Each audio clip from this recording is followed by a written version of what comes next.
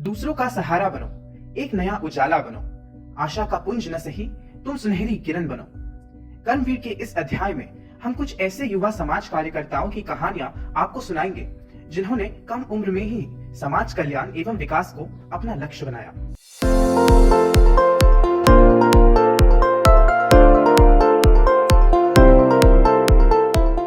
रिया शर्मा। सामाजिक कार्यकर्ता रिया शर्मा का जन्म 13 अक्टूबर 1992 को दहानू, महाराष्ट्र में हुआ था। यूके के लीड्स कॉलेज ऑफ आर्ट्स की स्नातक रिया शर्मा लिंग आधारित हिंसा से भयभीत थी, जिसने शर्मा को मानवाधिकार कार्यकर्ता बनने के लिए प्रेरित किया।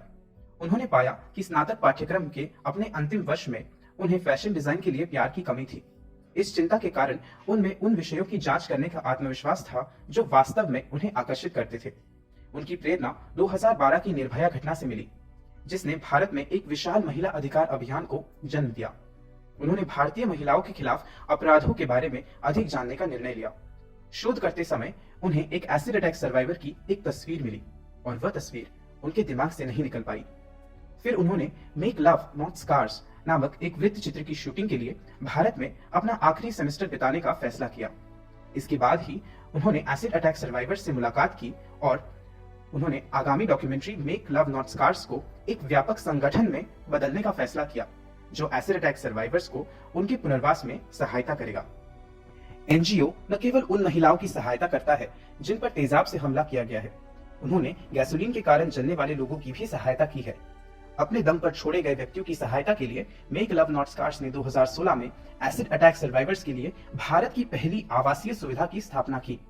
योग और कविता कक्षाओं जैसे मनोरंजक गतिविधियों के माध्यम से केंद्र अतिरिक्त रूप से बचे लोगों का समर्थन करता है उनकी भावनात्मक चुनौतियों पर काबू पाने में। रिया शर्मा और उनके सहयोगियों ने जीवित बचे लोगों को आर्थिक रूप से स्वतंत्र होने में मदद करने के लिए कौशल प्रशिक्षण प्रदान करने का निर्णय लिया।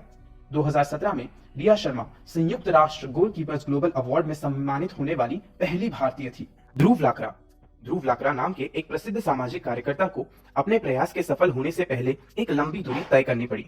उन्होंने मुंबई के एचआर कॉलेज से डिग्री हासिल की। उन्होंने स्नातक होने के बाद डीएसपी मेरिल लिंक में एक निवेश बैंकर के रूप में काम करना शुरू किया।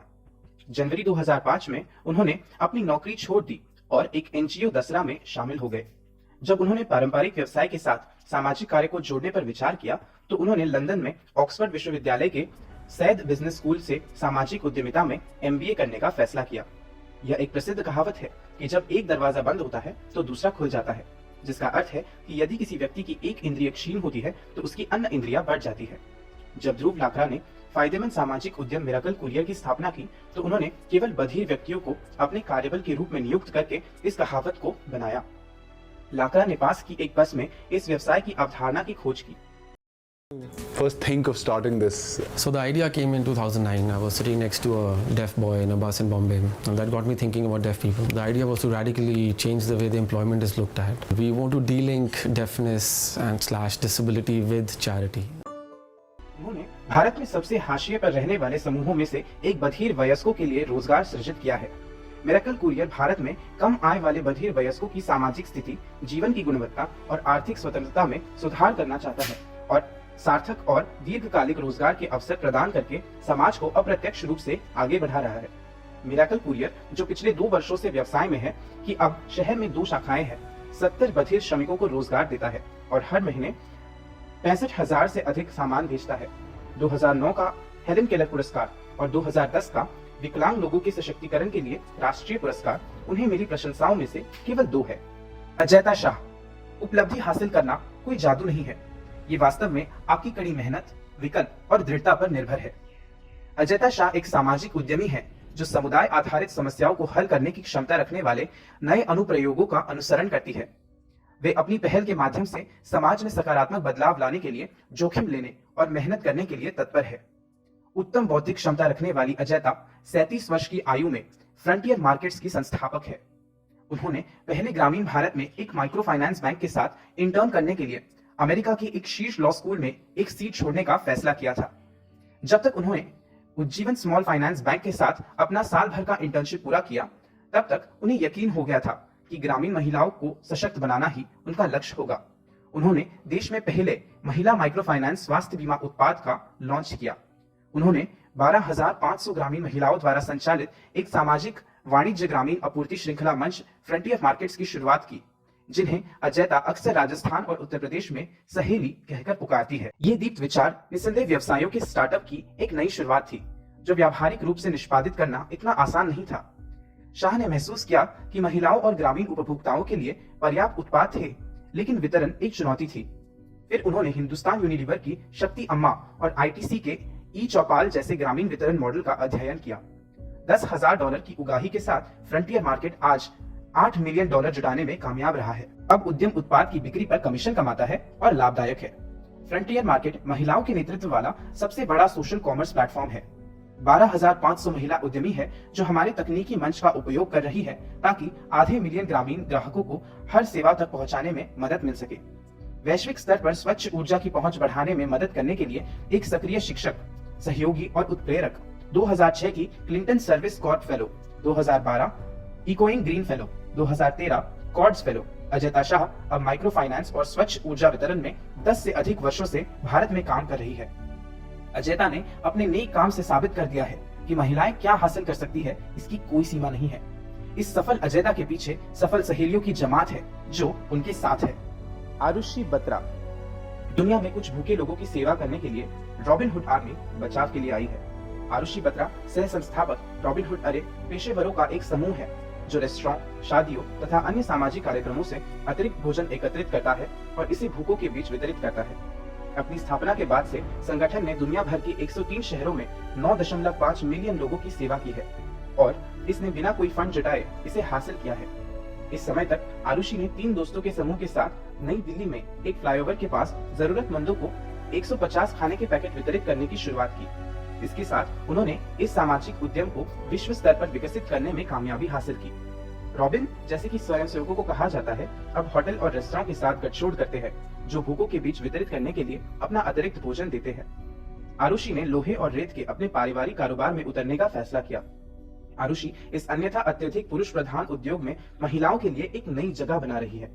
अपने पारिवारिक व्यवसाय के अलावा आरुषि ने रॉबिनहुड आर्मी के अपने सामाजिक उद्यम का विस्तार 27 शहरों, 4 देशों और 5,000 से ज्यादा रॉबिन्स तक किया है।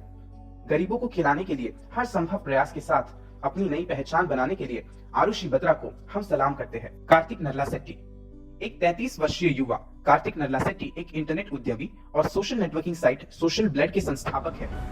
विद्यार्थी जीवन से ही वे साहसी है। कार्तिक ने 2009 में रेडगर्स यूनिवर्सिटी न्यू जर्सी से अपनी शिक्षा छोड़ भारत के बैंगलोर में रेड कोड इन्फॉर्मेटिक्स नामक अपनी खुद की प्रौद्योगिकी कंपनी की स्थापना की। सही ही कहा गया है कि आवश्यकता ही आविष्कार की जननी है। इस साइट सोशल ब्लेड के आविष्कार के पीछे की कहानी भी कुछ ऐसी ही है।